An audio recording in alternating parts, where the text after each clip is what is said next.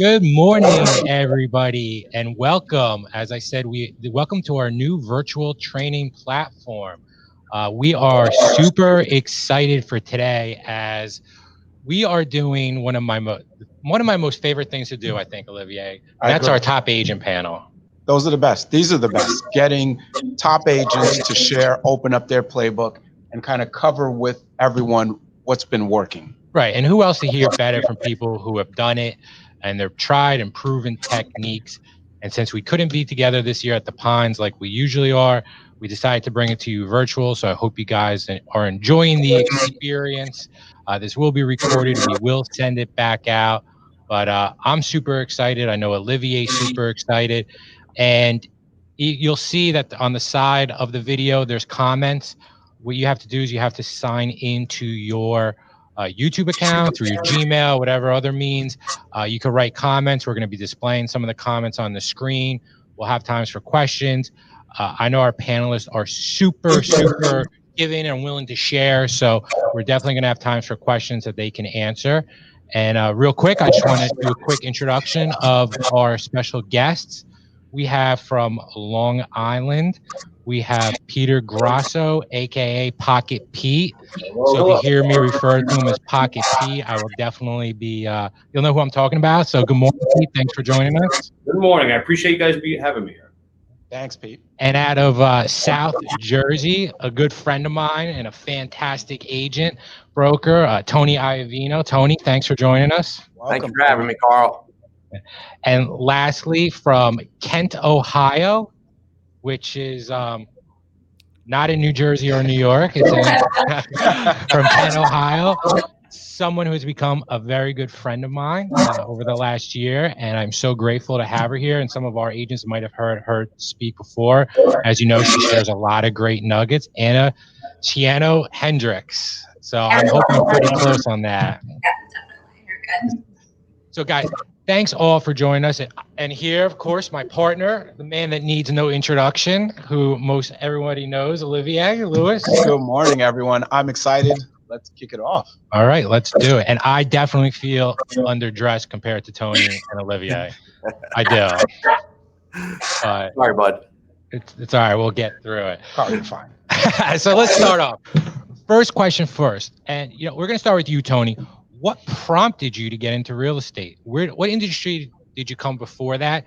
And talk a little bit about your evolution from Tony day one as an agent to Tony today. Yeah, no. Again, thanks for having me on, Carl. I really appreciate the invite. I got into business because I built my first house and just fell in love with, everything, associated with real estate. I was in the video productions industry, doing mostly wedding commercial work, but I worked for my father who owned the company. And when I got into real estate, I was doing it part-time. And I actually got in at the wrong time because it was right before the crash in the late 2000s. But I worked really hard, gaining traction on my business, and but I was only able to do that and take that so far, being a part-time agent. So I eventually just flip-flopped those roles of production to part-time, real estate full-time, and was able to really dive into the industry and maximize what I was looking to do. And, eventually got to the point where I started doing really well in real estate, where I left the video production industry altogether. And I did that for about, 4 or 5 years until I really saw a big difference. So I want to say from start to finish, it took me about 7 years to really get to where I wanted to go.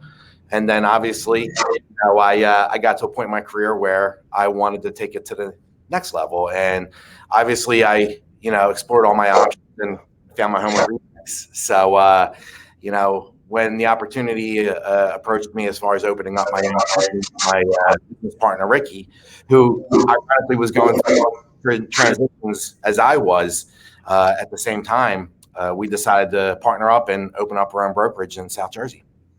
That's great. And for everybody listening, Tony is out of Williamstown in South Jersey. So if you ever have anyone looking down in that area, Tony is an awesome resource. I know a lot of our agents have referred down to Tony, so he's a great guy. So Tony, appreciate Love the story. Anna, how about you? I know a little bit about the story, but share with everybody a little bit about your story along this journey.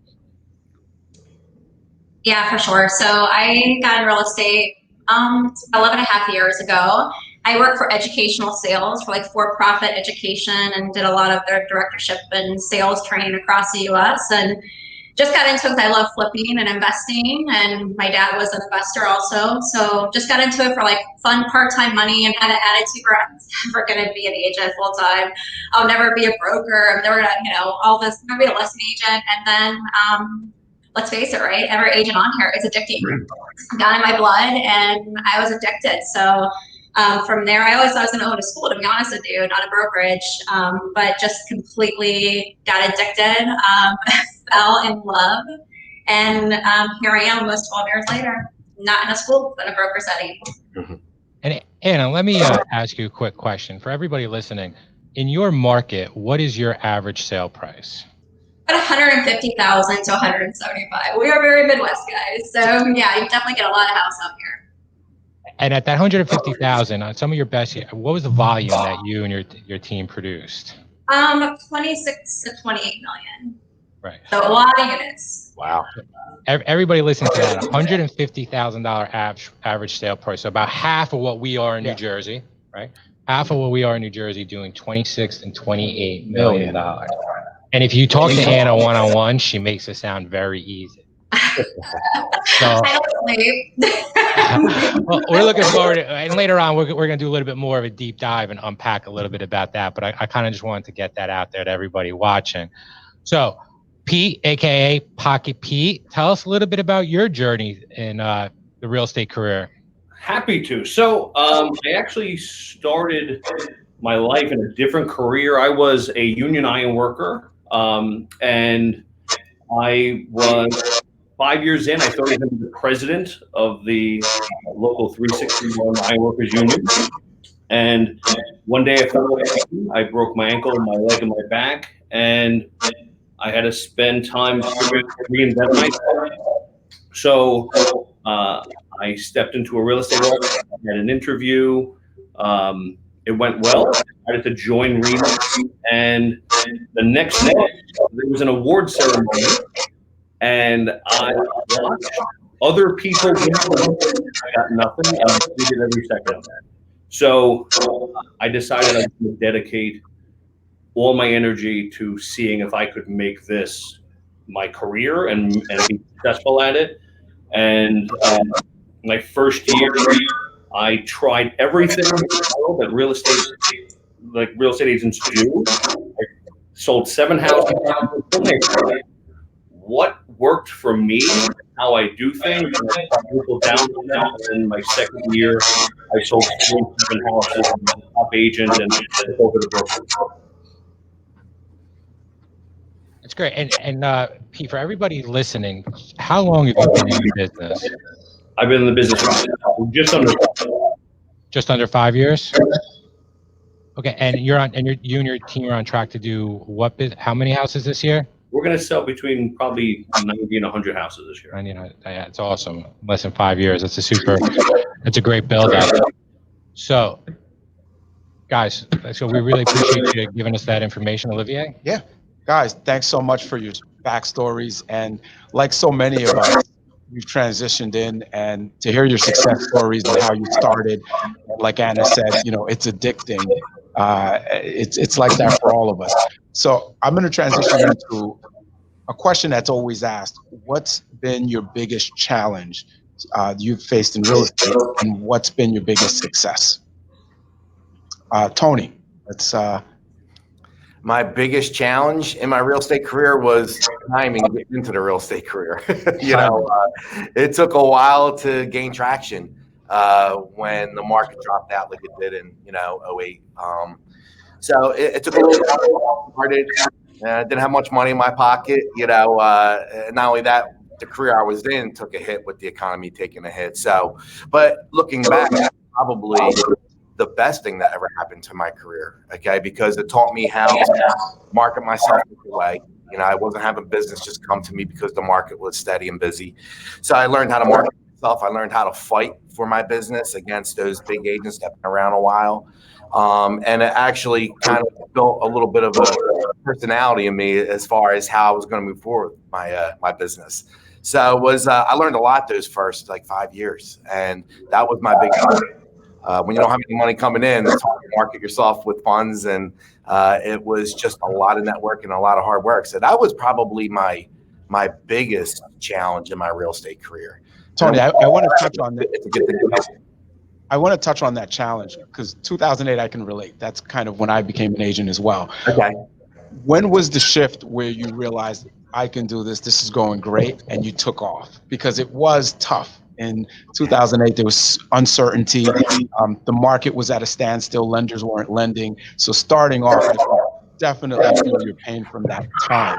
Yeah. But what was the shift where you said, I got this, and it's going to take off?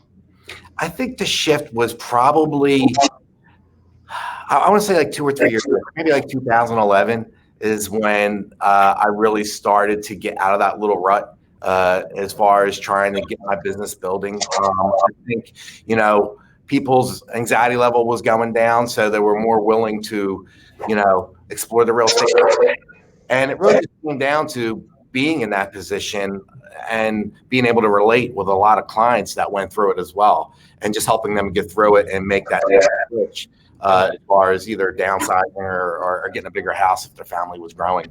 So it's working together with the public, and I felt what they went through because I went through it, and I think they, clients like working with an agent that they can relate with. If you can find a common ground with your clients, I would make that one of my suggestions to all the agents. If you can find a common ground with your clients, it's going to go a long way, and they'll reach to their clients because they understand how you are with them. So that was probably the biggest shift right in 2011.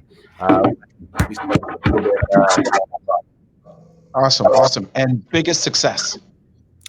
My biggest success is once I did gain traction, I think it was 2015 where I think I did maybe 115 units, me and a couple of my agents that I had teamed together with.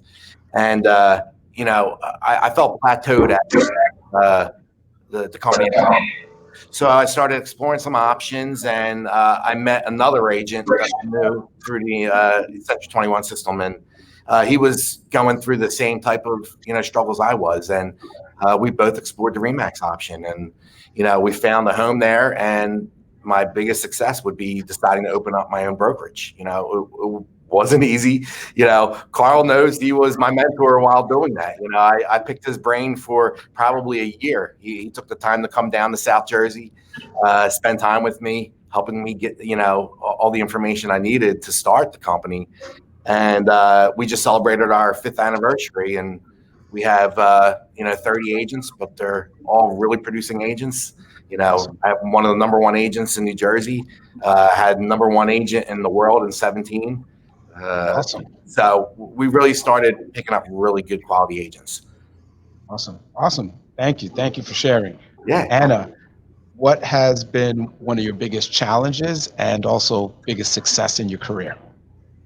So I'll start off with challenges, because I think especially when I got into it too, my kids were about 7 and 10. So I've always been career oriented, always wanted to work full time, but obviously that balance of, trying to be a wife and a mom and full-time agent. So that's probably my biggest challenge is work-life balance. I'm still going to be completely transparent, honest, probably one of the hardest things I still deal with. So that was probably the biggest challenge, is managing everything. I'm very, very competitive. For anyone that knows me too, I'm wicked competitive. I'm Grammy at OSU Buckeye season for college football. But no, I'm very competitive too. So I think that can be a blessing and a curse at the same time. Some of my biggest probably successes are those aha moments. In my kids, there's agents I always wanted to beat, when I was an agent. And when I would get to their numbers, like, oh my gosh, I had the aha moment. Or even now sometimes, honestly, I know this might sound silly or cliche, but when I leave the office, turn lights off at night, you have the aha moment, like, okay, I did it. I got this. It's been a long road, but I got this. So that's probably my biggest success, is just finally hitting those milestones. My personal goal is beating some people in the area and just getting to where the brokerage point is right now. Got it. Quick question on your challenge of time management. How were you dealing with that today and the work-life balance? Alcohol. You are a realtor. That's true. Okay. There's the crowd. I knew I was going to get that one first. Yeah, it's a struggle. Sometimes I just honestly have to have other people tell me, put the phone down. I'll have to write myself notes like, you can't look at your phone during this time. You have to send those boundaries, or else you're going to become that Pop-Tart agent. You're going to get burned out or constantly pop when people want. There has to be, no other industry is like ours. And people sometimes expect us to be all the time, right? You can't go to doctors and do that, or even go get an oil change. But for us, we feel we had to be 24/7. So just remember, set those expectations. And if you have a client who can't get that, do you really want to work with them? So you kind of just have to do some self-evaluation on that. Anna, did I hear the words Pop-Tart agent? I Did just anyone wrote else? that down. I wrote that down. Yeah. Did everyone else catch that? Do you guys use that phrase too, or not? No, but I think now I am. My East Coast friends. All right, so a Pop-Tart agent can have two meanings. One, you get burned out, right? You burn the Pop-Tart, you get burned out. The other one, though, is like you're popping out every single time. Every single call. It's 9 o'clock in the morning. Oh, Sylvie, come pop. Go to see it, or 9 o'clock at night, or 10 o'clock at night. Don't be that Pop-Tart agent. I love it. I love it. Great. I'm using that. I wrote it down. I will not forget it. All right, Pocket Pete. What has been some of your biggest challenges and as well your biggest success in real estate? My biggest challenge has been, as I've grown, like trying to realize where I'm hitting my personal capacity, and start to leverage out time, like hiring people, getting assistants, getting people to do errands for me, getting buyer's agents, because I grew really fast, and by the time I realized I needed help, I was so overwhelmed that I had to take a step back. I had to lose some business to take a minute and coach somebody and teach somebody how to help me. So one thing that I've learned is that you have to realize when you're at about 80% capacity, and then start freeing up your time by hiring or bringing on more agents, or trying to figure out how you can free up more of your larger dollar amount activities, and then finding the right person, knowing how to train them, making your own mistakes, training them. So that's been the biggest challenge and thank God, because it's been about growth, but having to take a few steps back a few times because I've been at capacity instead of before capacity, realizing that I have to leverage my time. Pete, with that's a very good point. And big producers to new agents all struggle with this when you have to let go. What helped you let go? Because I find that the more you do, agents want to control everything and not let go. They feel that they're the best at the administrative work. They're the best at the negotiations. They're the best to show the home. What helped you let go? Yes, and I have this battle with my agents all the time, is they think they can do everything perfectly. But I notice with myself, and I even notice with my higher producing agents, is that you probably can do it all great until you hit that 110% capacity. Then you're doing a disservice to all your agents. To all your clients.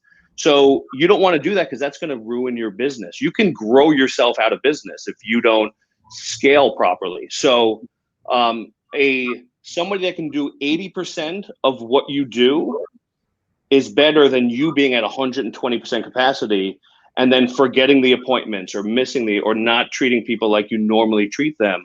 So in order to protect how great you are, you need to let go and let somebody do it maybe slightly worse than you. But also, a lot of people, you got to trust in people, because I found that a lot of my buyer's agents, or the people that I put trust in, actually improve my systems and have ideas, and they can come with a different perspective. So you have to realize you may not know it all or have the full rounded perspective, even though you created the system.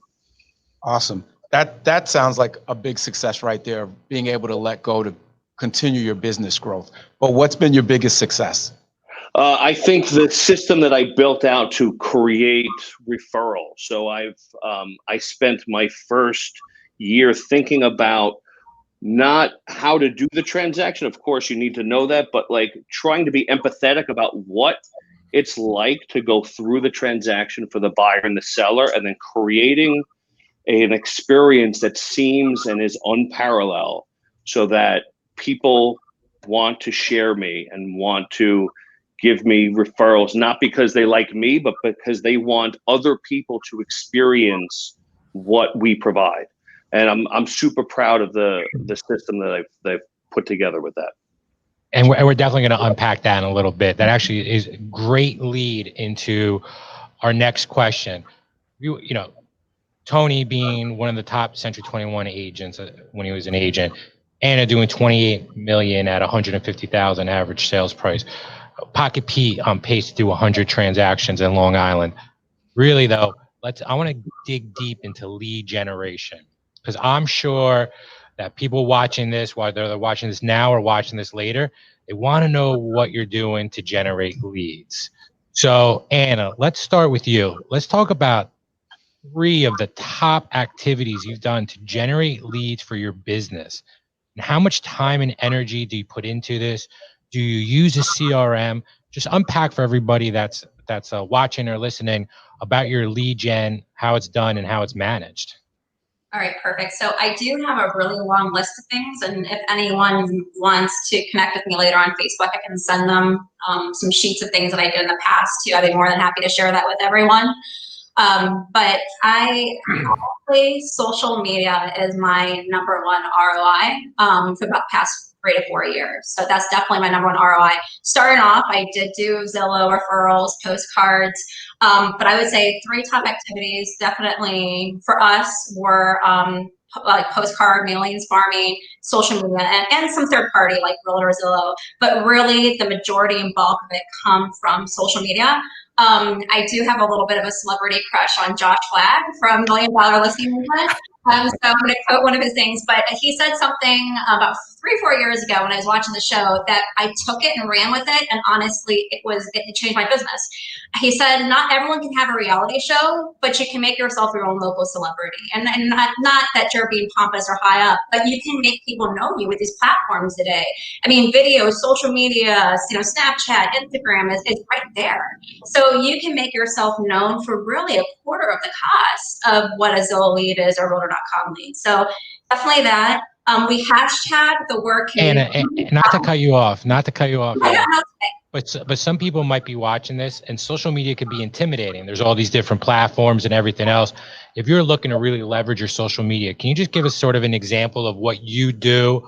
And if anyone isn't friends with Anna on Facebook or Instagram, I definitely connect with her. I mean, she's a ton of video, but if you could kind of just unravel a little bit of what you do social media, that'd be great.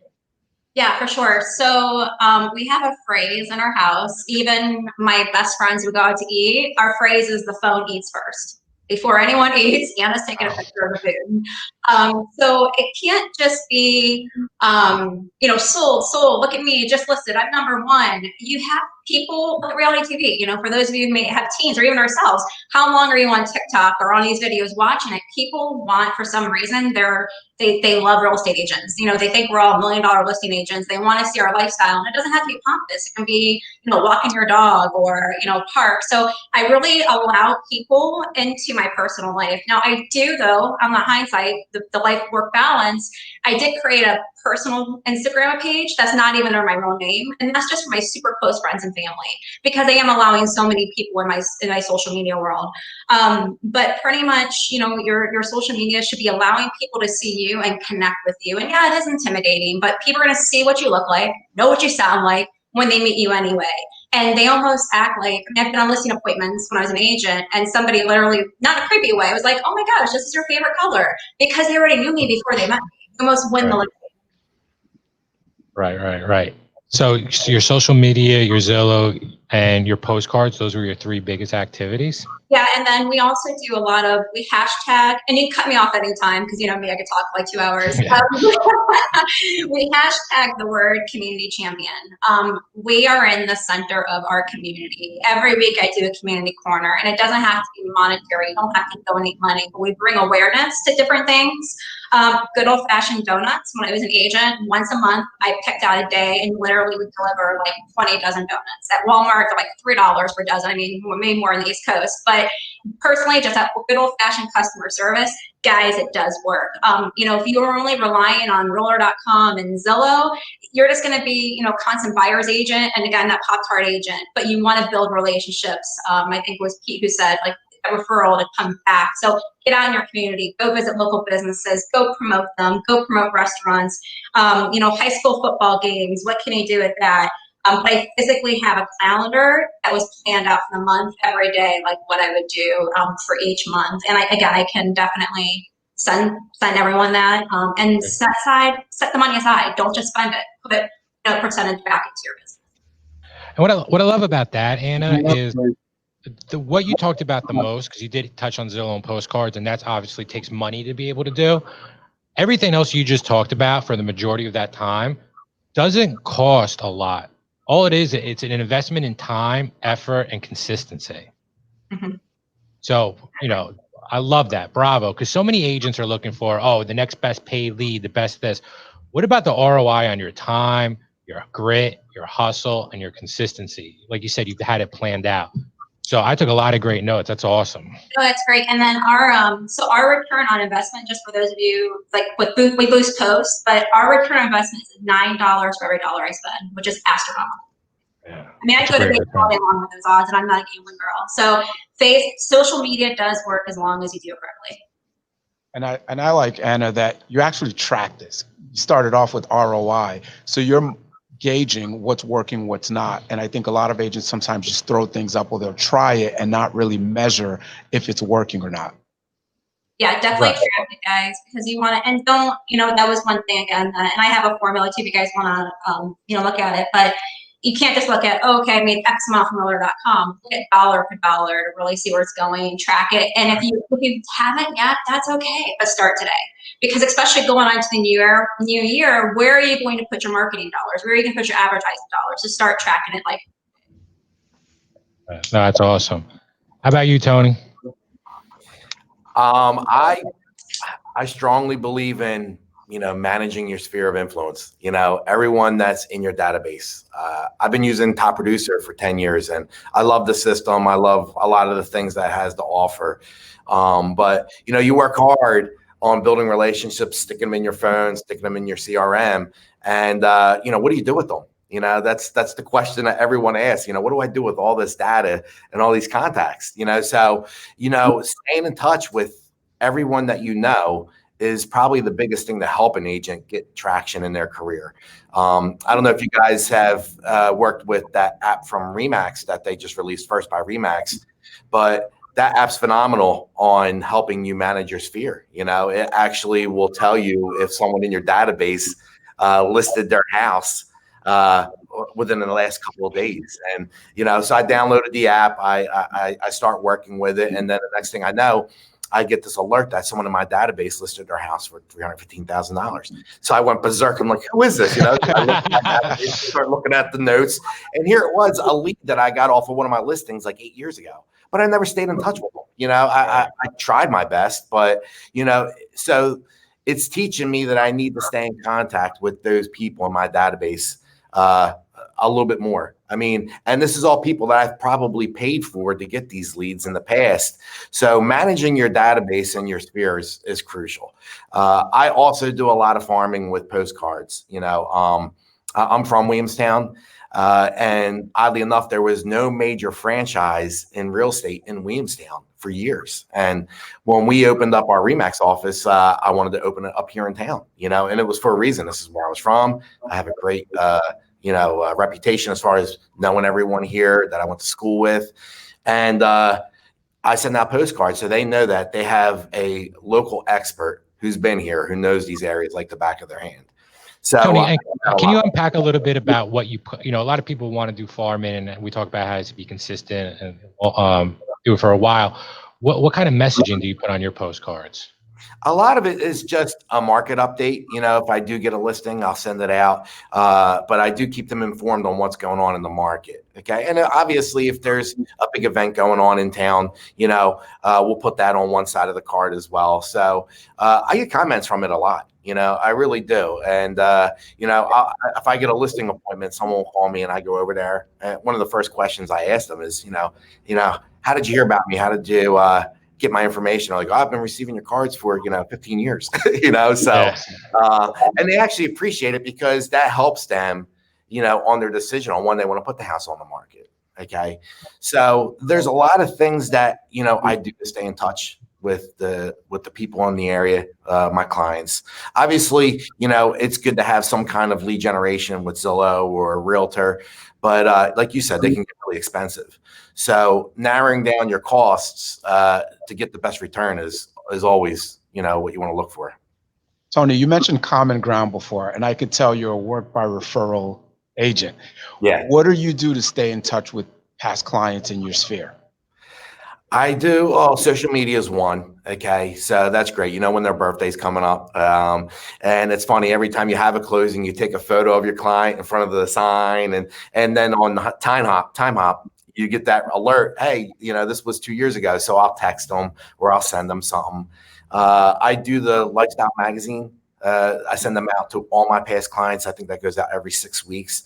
And they love it. They always comment that they just made the recipe that was in there. And, but yeah, staying in touch with the clients, sponsoring their kids' soccer tournaments or golf outings or charity events. I mean, I think that goes a long way, when you give back to the people that have given you business in the past.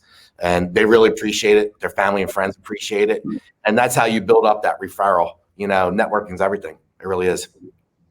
Definitely, too, picking up on a theme of community involvement. Definitely a way to help grow your business. Yeah, and you do it because you want to do it too. It kind of goes hand in hand. Great. Pocket Pete. All right. Yeah. So for me, there's three things that I'm doing constantly, but they're all interconnected. They should be together. There's social media. There's so I'm constantly creating videos, creating content, trying to connect with other people. But even video beyond social media, like just sending personal video messages to my clients or to past clients on their birthdays or whatever, just sending a quick message.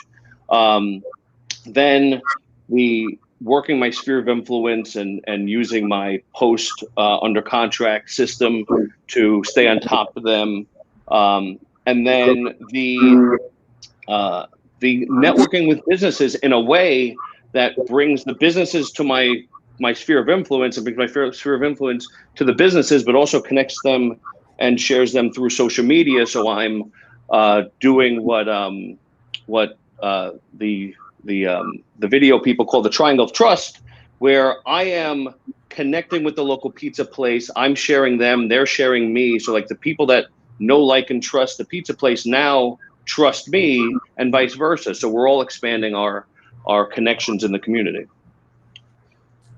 And Pete, we were talking about this a little bit yesterday. Can you kind of unpack a little bit of your process of the first time you meet a buyer, what closing happens, sort of some things you do to help you? Love to. So first of all, branding is the most important thing you can do. People need to remember who you are, and branding is sort of like searing a cow with that cattle prod. When they look at you, they have to think of you in a way that brands you as real estate. So everything I do comes with my brand, Pocket Pete. When I first meet with them, I have them download my app, so I'm always in their pocket. That's why I'm Pocket Pete. Then when I first sit, like, let's say it's a listing appointment, I show up with a branded box of donuts. So I'm breaking the ice in a personal way. I'm doing what my mother taught me to do, is never show up empty-handed. So I show up with a gift and something that's going to make it personal. So our relationship is now starting off feeling like this team, personal atmosphere. Not I'm going to sell you on why I'm the greatest. I'm going to teach you that I'm here to help you. Then each step of the way, I'm doing something that brands me to them. So like, let's say during the inspection for the buyers, they get a branded notebook with my Pocket Pete logo that says Inspection Recollection. And we bring donuts and cookies. We try to make this a whole experience. Then when they're under contract, they get this beautiful branded under contract box. And when they open it up, it's got my Pocket Pete logo. It has nice things to say. You open it up, there's a beautiful picture, and there's more Pocket Pete's. Then you get a personal card from me saying how wonderful it was. I appreciate your trust in me with this life transition. They get a branded card that shows them all the phone numbers they're going to need. Then they get Hershey's bars that are branded. It says under contract, and has something on the flip side. They have a Pocket Pete Hershey Kisses. So the Hershey Kisses have my face at the bottom of the Hershey Kisses, and they get a wooden pen to sign their deed or their contract, their deed with. And then every week they get a gift from me that's connecting a business to them. So so week 1 they get 10 free games of bowling on me. The next week they get 2 free beers and 2 free pizzas at Gino's Pizza. You know how much Gino refers me? Then they get a masseuse will come to their home and give them a massage to relax them, because this is a very stressful process, buying and selling a house in New York. Then they'll get a guy will come to your home and wash your car in your driveway. And it goes on and on for about 8 weeks. And then at the end, they get 2 things, whether they're buying or selling. They get if they're leaving right before they close, they'll have a photographer come and take their last family photo. Or if they're buying, someone come and get their first family photo. And then a professional chef will come to their house and cook them their first date night meal. He brings the pots and pans. He brings the food. He cooks it right in front of you. He pours the wine. He tells you what you're tasting on your palate. Carl knows I don't speak wine, but he does.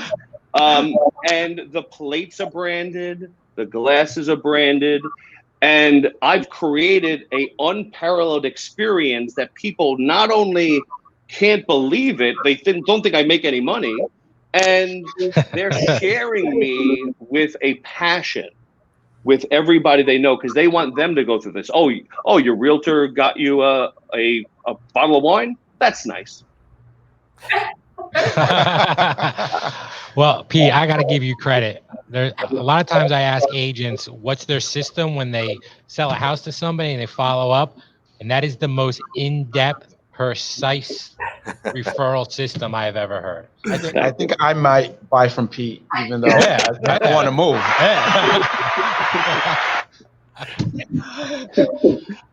And Pete, can you also just extend on that a little bit too? And Sure. What about, so that's after they buy the house. Talk a little bit about your, we were talking about it before, the client appreciation stuff you do. I call it the triple quarterly. So every quarter I make sure that I do 3 things and it's always about them. My whole life, my whole business plan is always about what can I do for you? And then the good comes back. So I do a client appreciation event. So in the summertime, I'll do come on down, get some free ice cream. I'll post it on Facebook. I send bomb videos. So come on down, get some free ice cream just because I appreciate you. I know you'll all the good you've done for my business, and all the appreciation I have for the community. So come on down, just get some free ice cream whenever you want. And then I do a charity event. So we'll like Thanksgiving or Christmas time, we're giving presents, or we're getting giving food to the needy. And then I do a drop off, a little kitschy thing every quarter. So like summertime, they get some waters. They get a water on their front step, branded to me on the top, and it's very simple. It just says, "Happy summer, stay hydrated, don't forget about Pete." And it's just a nudge. And what I do is I use my CRM and other leveraging technology to just because you can't do this yourself once you continue to grow. There's only like 20, 30 people you can constantly call and text without getting sucked in and losing your time, and you can't grow that way. So I use a CRM to do automatic emails, bomb videos, and then in a timed manner. So like we'll say on this day, you're going to send an email with the BombBomb video. On this day, it automatically sends out a text message reminding them of the event, then a BombBomb video, and then a ringless voicemail. So it feels like I called them, but I can't call 200 people. I'll get sucked in. And then they just get, hey, I got a missed call from Pete. Let me check the message. Oh, he's having this event. Now, what happens is people get so tied into who's coming, how many people are coming, am I going to have a successful event? The success actually happens with the outreach, not the event. The event is great. It's great for social media. But actually, a lot of the referrals I get are from the outreach and not even the people that show up. Right. So you got to think more about, I need a reason to touch these people in a way that shows that I care about them. Not, hey, can I have some business, please? It's, hey, we're doing this thing because I appreciate you. Or, hey, I like to give this charity. I love how it feels when I do it. So I want to give you this opportunity to feel the same way. And yeah, then that's amazing. Because I always say, agents get stuck on, I don't know what to call my clients with. You know, I haven't talked to them in a while. You know, I say you never want to call and just say, hey, I'm checking in. You always want to be able to call and offer something. So, you know, I love when I heard Pete tell me that yesterday, because that's so in line with everything that I believe. And, you know, Pete really 10X's it, right? Absolutely. With the massages and the car washes and everything. That's great. Because what you're also doing is you're then taking those business owners and connecting them to you as a referral source. Right. So that's awesome. We're going to take real quick. If you have any questions, this is a great time. We're going to take a second, drop them in the comments. We'll display them on the screen. We'll have our guests answer it, because I know we just went through a lot of information between our three panelists on lead gen, but any lead generation questions at all, you know, please post now and we'll definitely get to it. Great. Tony, I have a question. Why are you willing to open up your playbook and share your secrets with us and the audience today? Secrets? I don't think they're secrets at all, to be honest with you. I mean, there's so many books out there. There's so many videos out there. You know, great coaches like Carl. I don't think they're really secrets. I think it's going to come down to, you know, leadership. Okay. Now, obviously, we're in different roles here, but you know, I'm a history buff, you know, and some of the great leaders in history, you know, were able to lead people to success, you know. So I think if you're just willing to share what you've learned in the past, okay, face to face or on the phone or via, you know, Zoom or whatever we're doing, it goes a long way. You know, people love to be led. Okay. And it's, you know, there's going to be agents out there that are better than you. And that's fine. You know, you might be a better businessman. You might be able to do certain things better than them.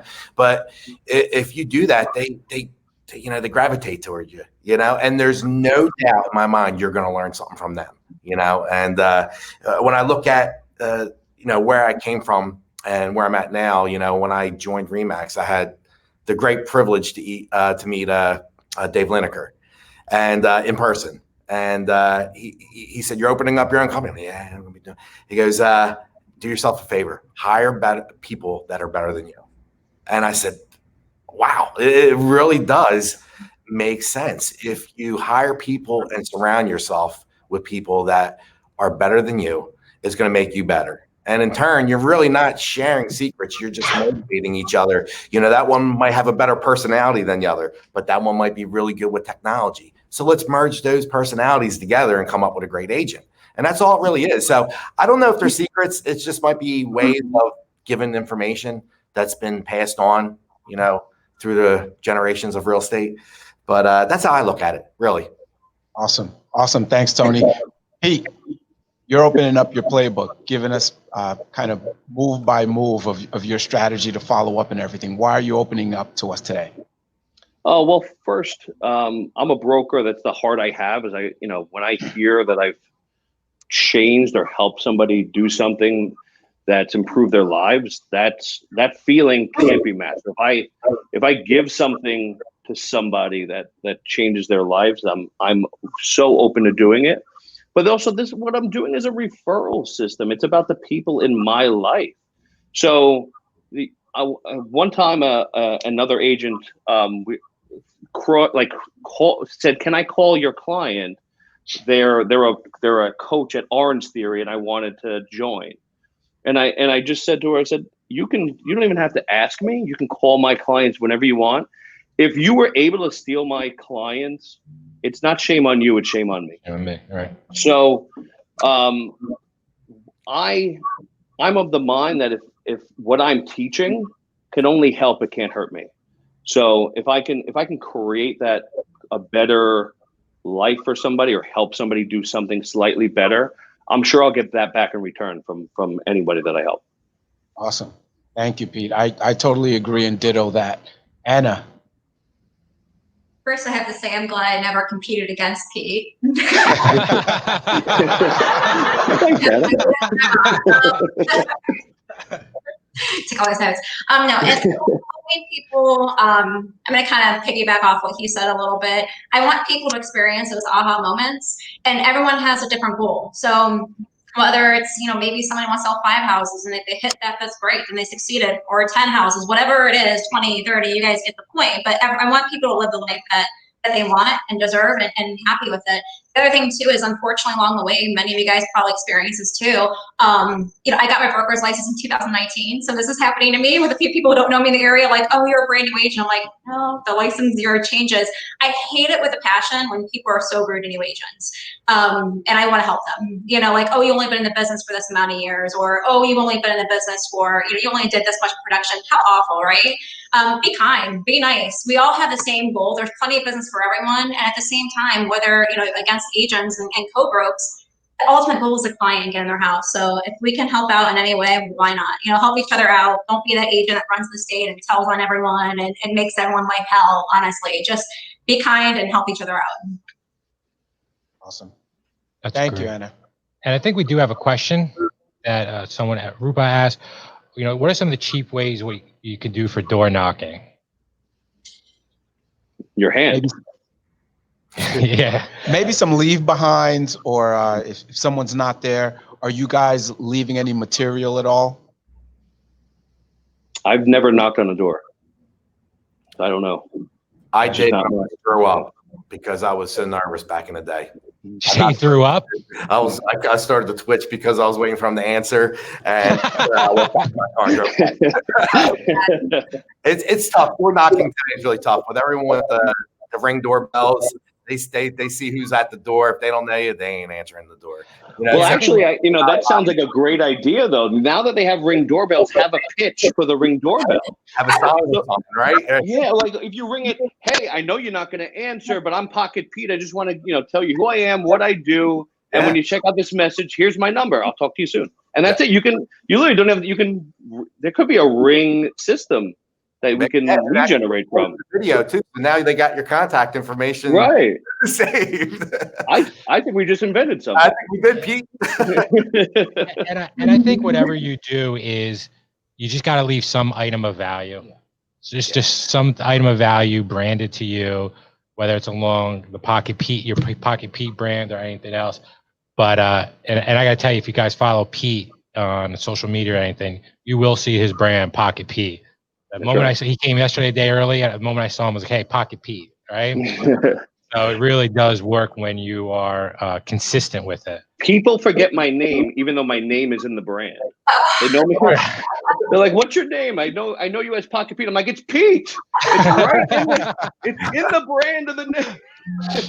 That's great. That's awesome. Hey, Pete, further along, how important is education and training in your success, especially as an agent? What successful opportunities have you found to have the greatest, what educational have you found to have the greatest impact on your career? So early on, it was technology. I took all the technology educational seminars from our MLS, from different third-party companies. I found that helped me really leap ahead. And then our MLS has a great buyer agency course. But now that I'm in it, and what I find is the education comes from other types of businesses, and hearing how other businesses work and what they do, to kind of think of out of the box kind of ideas that can fit in our business to implement them so that we can stand out. So like, I really get into, when I meet a business owner or a friend that's doing a business, I really get into their systems. And I want to hear how they do things so I can steal one or two things that our business doesn't do. No, that's great. How about you, Anna? How about the training education piece? Well, when I got this, I started laughing because I'm like, let me tell you a story about how I met Carl. So I think that will tell you how much I appreciate and value education. So education is everything. I'm an education nerd. Honestly, I worked for proprietary education in the past as far as training goes. But yeah, I mean, I met Carl through a Remax platform for brokers, and he legit said, "Hey, I don't know if he really meant this. You know how when you ask somebody how their day is, but you really don't mean it because you're in a rush." So he said, "Hey, anyone that wants to come out and spend a day at my brokerage and learn, I'll buy you lunch." And I think literally that day I was like, "Hey, this is Anna from Ohio. You don't know me, but I come spend time with you." So literally flew out to Jersey and spent the day with them, and it was so valuable. I mean, we still use so much stuff. So guys, education is so important. I'm a big believer too in befriending people outside of the state that you live in. Because they're not competing with you. You know, they're going to give you everything they know, their entire playbook, because they're not right next door to you. So befriend as many people, be a sponge, and just take it all in. Still to this day, even as a broker, one day a week, I carve out at least a couple hours for continuing education. Not like the classes you have to take to the state, but just learning videos, stuff like this. Well, I think what's important in that, Anna, is, education is one thing, training is another thing, but taking action is a whole different thing. I was speaking probably in front of thousands of brokers when I said that, and I had maybe 2 people reach out to me, and Anna being the only one who actually hopped on a plane and came, right? And I meant it too. That's So impressive. yeah, so taking action is, you could go through all the education, you could go through all the training, but if you don't take action, and I talk about accountability a lot, right? And you're not accountable for what you're doing and the steps you take, really training is not for anything. How many times have you left the seminar all pumped up just to leave the room and do nothing and be right back where it was? Yeah. But how about you, Tony? So how does education play a role for you? I mean, obviously their answers are phenomenal. I mean, we all really, encourage education. I mean, look where the business was 15 years ago when I got in it. If I stuck in that mode and didn't learn technology as it evolved, my business wouldn't evolve. So, education is very important, whether it's reading, I probably read every day, whether it's online or a book. Okay. It's part of my routine. But look, something like we're doing right now. I mean, you've sent out this link. There should be, thousands of people that have known that we were going to be doing this by now that are in the industry. Now, if they took the time to actually watch it, they'd be, picking up the ideas from Anna and Pete, and making their playbook even better. But if they didn't, they missed out on this hour or so of education, that, they're missing out on. Okay. Yeah. It's great information. It really, really is. I mean, I think some agents might get in their own way. I think that's probably the biggest thing. They get in their own way and not learning because they're in that routine of their daily routine of just doing business, list, and not taking the time to actually grow so they can do twice the amount of business. Great. We have a question from Kim, which is, what do you guys think about a YouTube channel? Is anyone using YouTube? What do you guys think overall on YouTube? Anna? Hi, Kim. She's from Ohio, so I know her. So I was like, I don't know if she wants me to answer because I've talked to her before. I have a YouTube channel for me right now, though. It doesn't really generate. You have to have one. I think definitely have one. Upload all your videos, upload all your things. I get more views on my social media than I do my YouTube. But I definitely think, especially as the market shifts and you have a lot of the younger generation buying homes, we're going to see a lot more of like the YouTube and the Snapchats. We have to keep up with the times. As I am putting myself, I'm aging myself right now, but you have to keep up with that. So definitely have a YouTube channel. Yeah, but Anna, to unpack that, YouTube is a service that hosts video. You might not use YouTube, but you do probably the most video out of a lot of people I know. Talk about how much videos helped in your business. Yeah, I do videos all the time. And every day of the week I have something that I try to do, like Tuesday tip for agents, Wednesday wisdom, Thursday's community corner. I try to go live as much as possible. People love lives. They like when you mess up, even it shows the realness of it. If you trip up on a word, just laugh at yourself. So I have a theme that I follow for videos so that people who know me want to follow on certain days. So I highly recommend you get something that you want in the area and use your passions. If you like to play a certain sport or whatnot. But also be spontaneous and like go live. But yeah, video has completely changed the market for us for sure. Right. Pete, are you using video? I constantly use video, and YouTube is something that I need to spend more time in to understand I think you need more search engine optimization to really leverage the connecting with people on YouTube. But I certainly use it to take the content that I create, even on Facebook and Instagram, to hold it for when I need it. So when something is relevant or something would work for one of my agents or one of my clients, I have it there, and then I also add it to our Remax. It's where it's a platform I would add it to add it to our Remax Integrity Leaders app when there's some good content for our agents, or something good that should go inside my Pocket Pete app. So there's a million ways to use it. I think you should get used to and get good at YouTube. I just can't speak to the way it would connect and grow your business where you're directly to the consumer. Well, that leads into Corey's question. So do you guys have what is your preferred platform on social media? Facebook, Instagram. Facebook, Instagram. Both. How about you, Tony? Facebook. We do have a office YouTube channel. Okay. We have 3 or 4 smart TVs throughout our building where we're constantly playing a playlist that we've created with Remax videos, office videos, constantly streaming. But as far as recruiting agents, I have a playlist that I can email to an agent that I've spoken to, so they can see all the technology that Remax has, what they have to offer, the history of Remax, our office, so forth and so on. So we do use on a daily basis. But as far as Facebook goes, a lot of my agents do use Facebook as their video, and Instagram. I know TikTok is the biggest thing. I don't know a lot about it. That's probably something I should have to learn about. But yeah, we use multiple video platforms. And one thing I would say is take online and take online and bring it offline. So what I mean by that is if your Facebook friends or Instagram and your past client had a big celebration, a birth of a child, whatever it might be, take that what you see online and just don't connect with them online. Call them, say, hey, I saw this on social media. Congratulations, or send them a little gift, thinking of you, whatever it might be for what they do. But I would say take online off.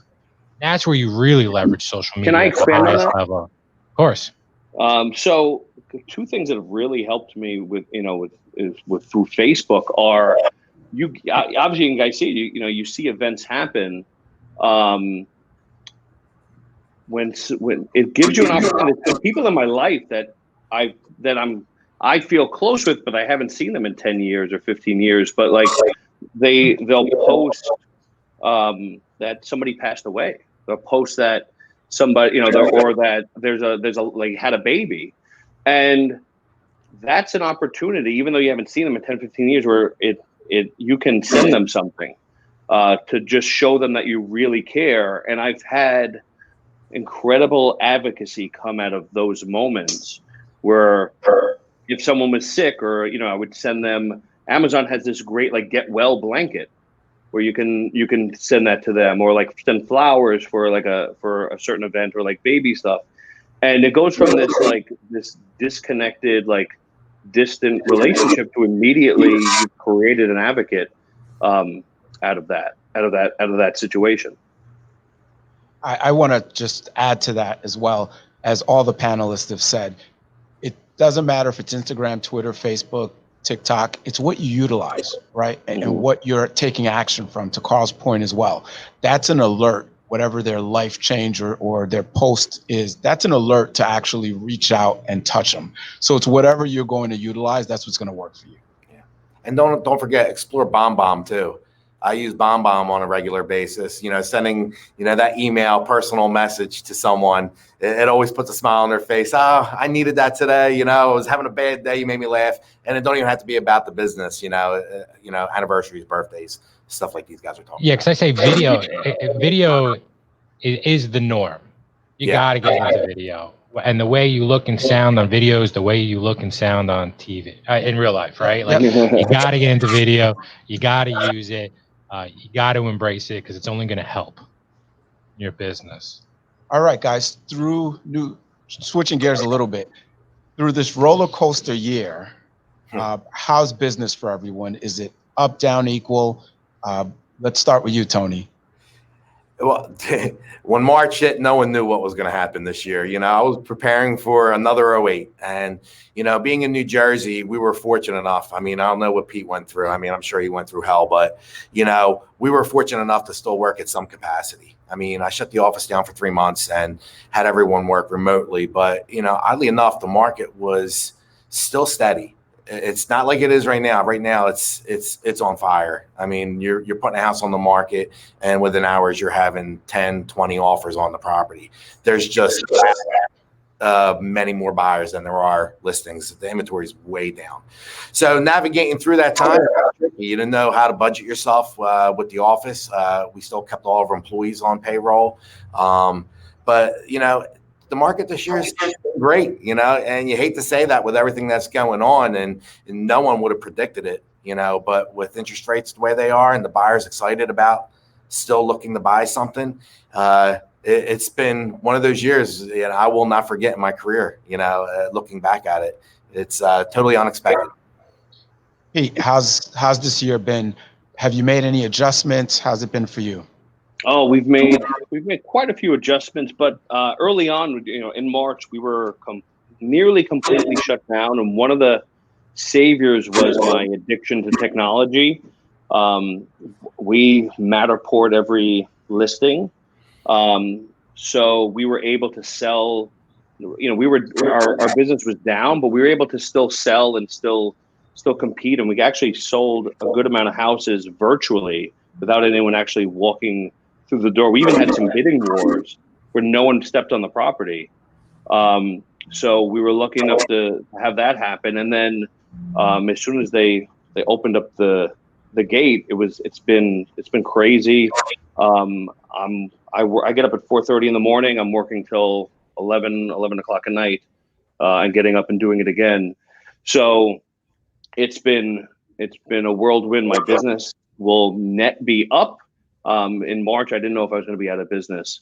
Some of the changes, though, have been the consumers accepting a lot of virtual things, like meetings. Like, hey, do you want to Zoom for your first buyer consultation? Do you want to Zoom with me for this listing consultation? Hey, I have some offers to present to you. Do you want to Zoom at it? And that the Zoom and the Facebook video connection has really helped me both leverage my time, but still keep that feeling of connection, because you're looking in the camera and you're looking in their eyes, and they're doing the same to you. So it's actually helped where, like, I would have a phone call and people would think it was weird that I wanted to FaceTime with them. It sort of became the norm because everyone is doing it now in their own businesses. So getting that eye to eye constantly is awesome for business. I'm going to age myself here. When I started in the business, offers were still presented in person, and that made it so much easier to negotiate because you can really read body language and explain things a lot better than on the phone. And I think, to use Carl's word, this has made us all pivot to a Zoom or platform where you're interacting with them in different ways. So yeah, thanks for sharing, Pete. And Anna, how's business out in Ohio? Yeah, it's I mean, business is good. Obviously, a little bit slower than our numbers are a little bit down from last year, but our agents are crazy busy. I think a lot of people, because they're inside their house, realize that they don't like it and want to move. But really, Carl's helped me a lot with, as far as connecting with Zoom. A lot of training. I think the hardest part for us was not being together with the agents. We had a very family atmosphere where people met at least once a week. Everyone got together. So that was definitely the hardest thing. And we just kind of took a shift to the community, like free and reduced lunch for kids. What can we do? Some food drives and raise food. So we just kind of took a community drive, try to support restaurants in the area. and kind of took the shift from real estate agent to community leaders and what can we do to give back. Awesome. And that's great. And I think everybody's watching, and the panelists, with the market the way it is everybody right now is dealing with multiple offer situations, right? Yeah. How many times I hear from the agents, and everything's going, majority stuff's going to multiple offers. Tony, how do you handle multiple offers with buyers and sellers in this market? Okay. Well, the first term I don't use highest and best, because people say, well, we want higher than the other offer. It doesn't mean it's the best offer. You know what I'm saying? Right. So we just say to present your best offer and your final offer. And unfortunately, almost every listing is getting best and final offers. But, you know, you want to do the right thing. You want to be able to communicate, you know, with the other agents, because these, you know, you're going to be working with them in the future. So you want to make it seem like, and you want to tell them you're going to get a fair shot at this property, and we're going to work with the sellers to choose the best offer that came across the table. So, you know, working them, I mean, obviously you're doing a lot of work with them.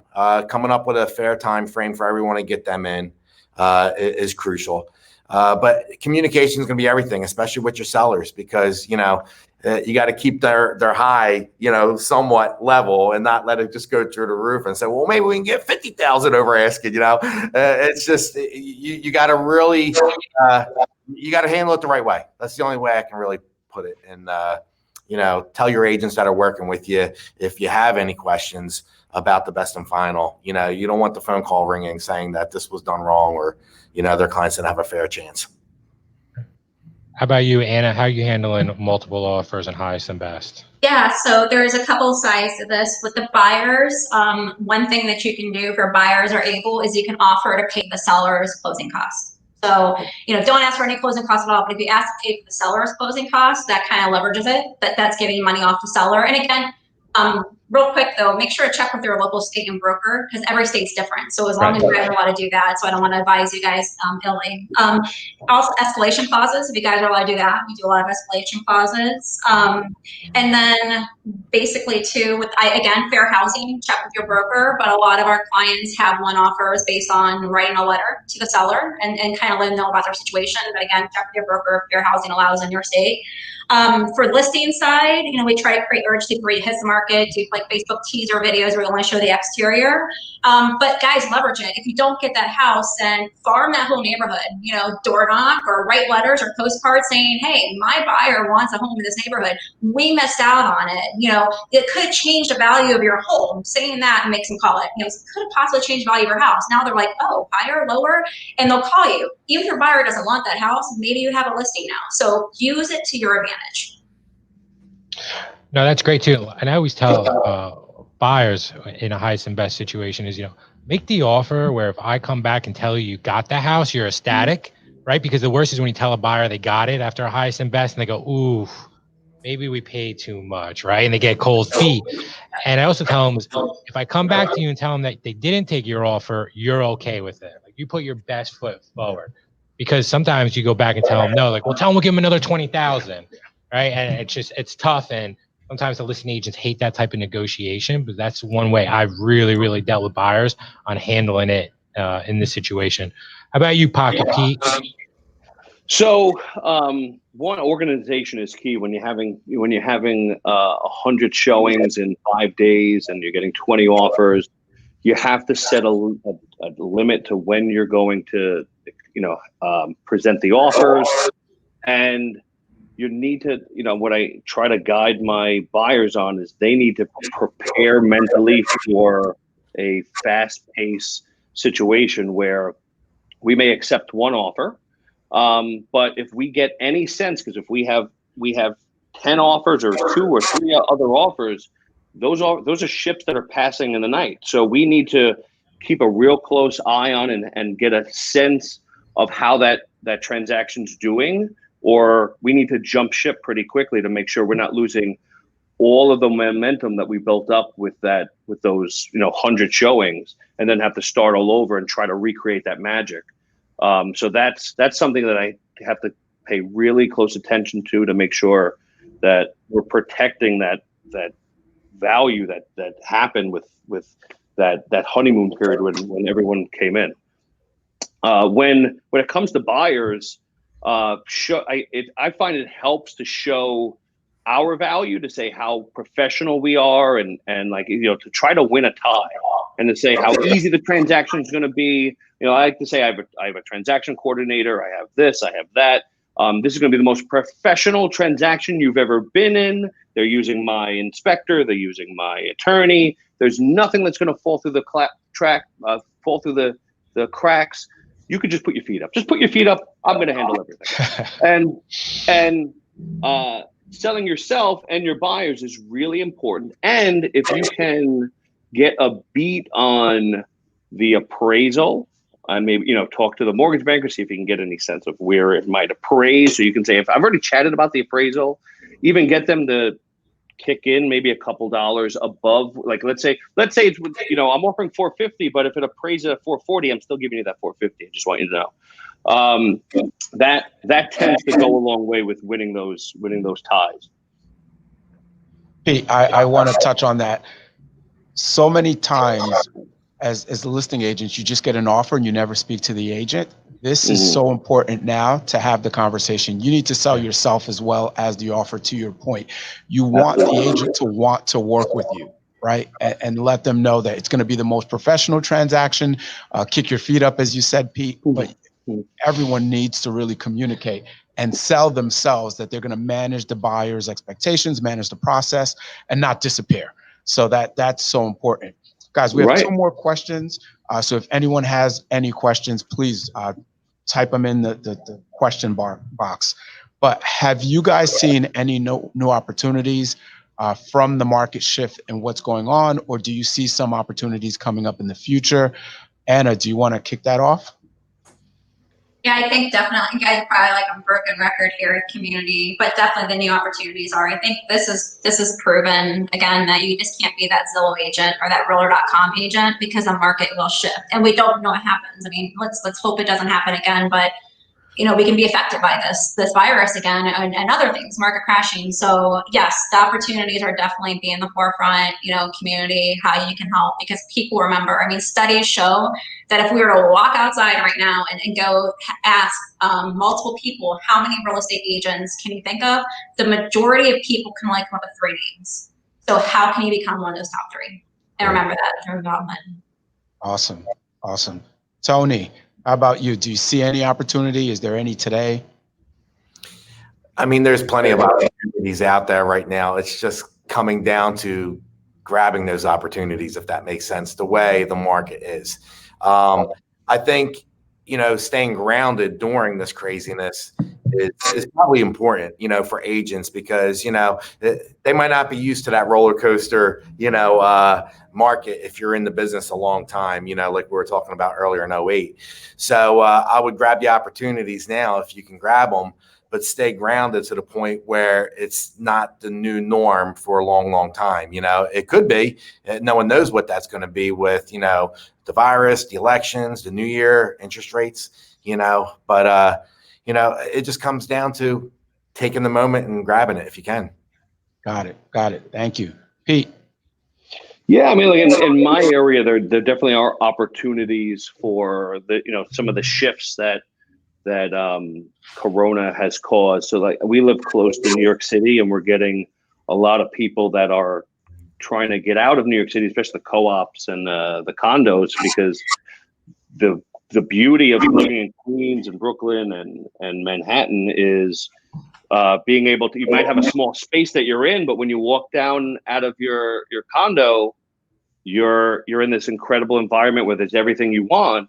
Now everything's shut down, right? Or people are scared to go out, and everyone's wearing masks, so they're coming out to the suburbs. So there's that opportunity. But more importantly, I mean, the perspective always has to be, what's new, where's the shift, and how do we capitalize on it? Because there's always going to be a shift. There's what people are always going to call bad markets or good markets are just opportunity shifts.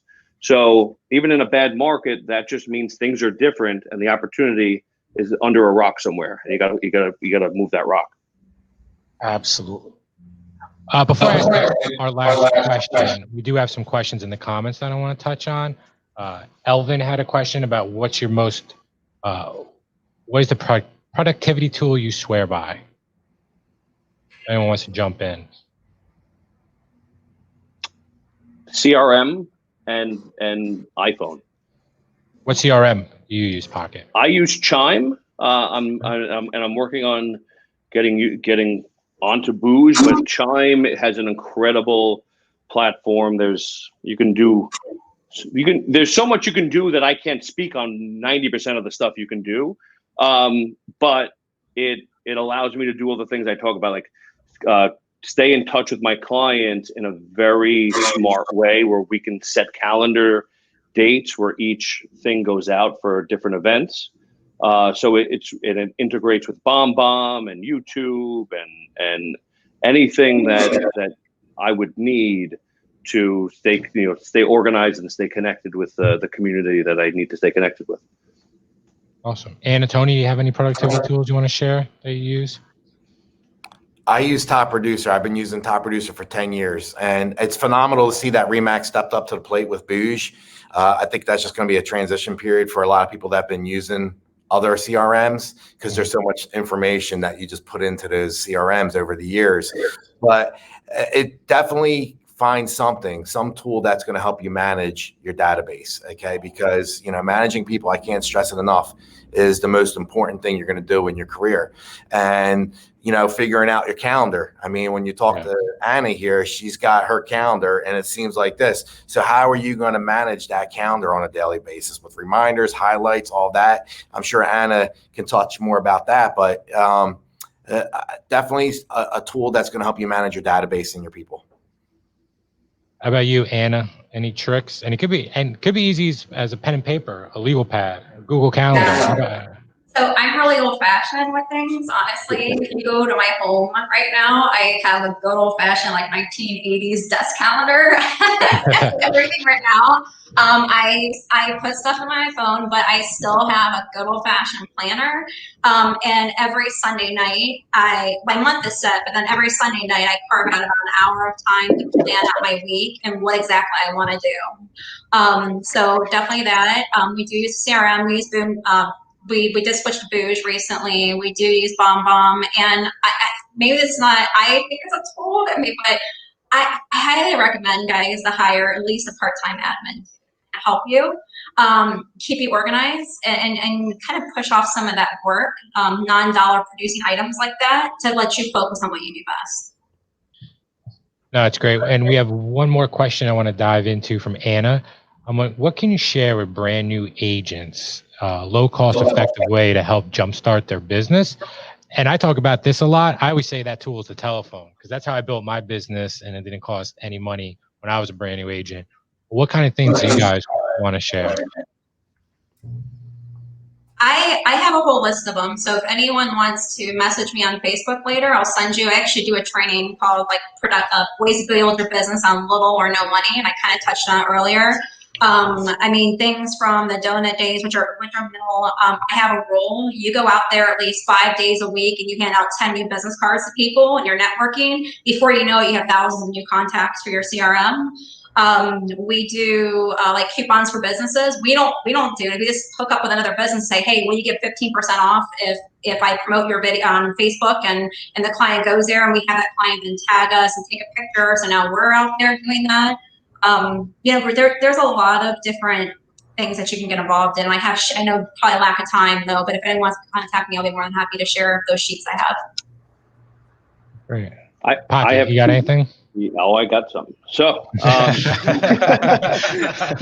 one, I would start with creating the people, making the list of all the people that know you, like you, and want to do business with you. If you're married, find that list of people you invited to your wedding, and then find the extra people that you decided you shouldn't come to your wedding, and reach out to them and let them know that there's now somebody in the real estate business that they can trust.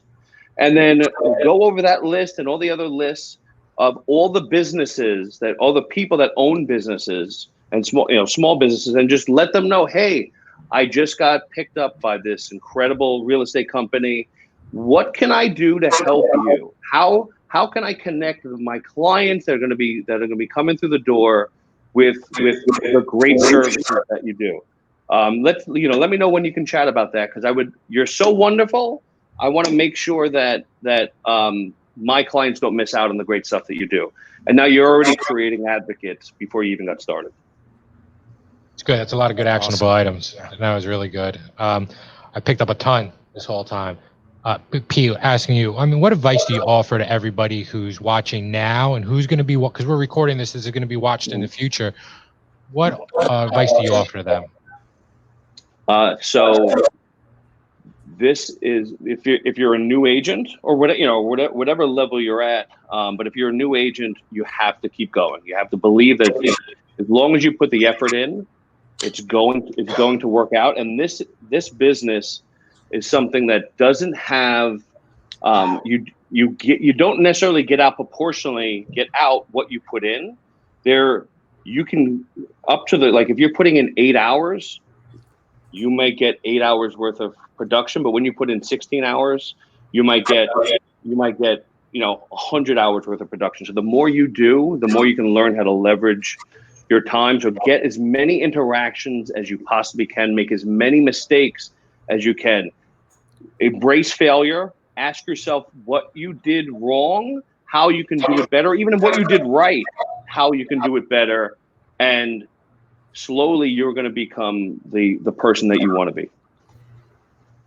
Great. How about you, Anna? What advice do you have to offer everybody that's watching now and be watching this later?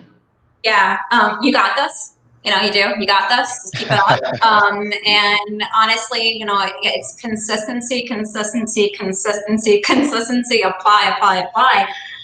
One of my favorite quotes, like the entrepreneur quotes, is I wrote down this. I won't mess it up, but I live by this. It's written in a lot of places. Living life a few years of your life like most people won't, so that you can spend the rest of your life like most people can't. It's hard work, guys. It is. It's a lot of hours at first. You've got to put a lot of hours in, but treat it that you're the CEO of this company and that you work for yourself. Hold yourself accountable. Good old fashioned, customer service and community. It's great. Tone? I would probably just say one word: balance. We all want to be successful. We all want to work really, really hard. You got into this business because you fell in love with it and you want to succeed at it, but you don't want it to run your life either, because then you're going to end up hating the business. Okay. Right. So I think a balance between your work life and your personal life is crucial to longevity in any career, because this career will eat you up. You'll be on the phone. These guys will tell you until, 10, 11 o'clock at night every night, But, and people have different philosophies on that. Some people love doing that. Personally, I want to say it was, 6 years ago when I really started to plateau in my business. I was reading an article from an agent in California, and he was very successful, and he was trying to find a way to balance out his life. And he gave himself hours, after a certain time, he spent it with his family, and that was it. And he ended up doubling his business because he was more productive the next day. He wasn't burnt out. People respected him more because he had put, his family in that equation of balance. So it's tough. There's no doubt about it. I struggle with it every day still, and I'm sure these guys do as well. But finding that balance is going to help you succeed for a long time. Don't be the Pop-Tart agent. Don't be the Pop-Tart agent. He sounds like he was being the Pop-Tart agent. I love that. And then if I could just interject really quick, I honestly, guys, I took so many notes myself. So thank you, Tony and Pete, too, because I learned a lot, and I can't wait to, share it with other agents in the area. But for anyone listening right now or in the future, just remember, myself, Carl, all of us, Tony, Pete, all of us guys, it didn't happen overnight. Just like, losing weight or working out, it's not going to happen overnight. Just keep up with it. Just consistency, and you'll get there. So don't worry. None of us were instant success overnight. Right. And don't compare your page 1 to somebody else's page 100. Exactly. Right. Spot on. Well, that's all the questions we got. And on behalf of, I just want to say thank you. Thank you all for opening up, sharing your time. Thank you. I took a ton of notes. I could tell. I have a ton of notes. Carl took a ton of notes. There's a lot from this, a lot of nuggets. We appreciate it. Thank you, guys. Thank you. All right.